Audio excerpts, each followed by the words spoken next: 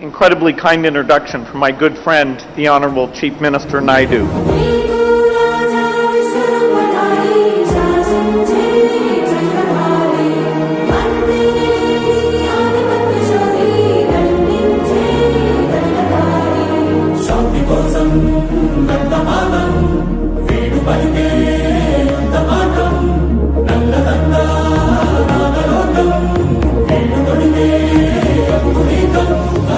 సమాజంలో ఉండే అందరి కోసం పనిచేస్తా, రాత్రింబగుళ్ళు పనిచేస్తా, మీకు అండగా ఉంటా, ఆదాయాన్ని పెంచుతా, మళ్ళీ ఆదాయాన్ని మీకోసం పంచుతానని మరొకసారి మీ అందరికీ హామీ ఇస్తున్నా.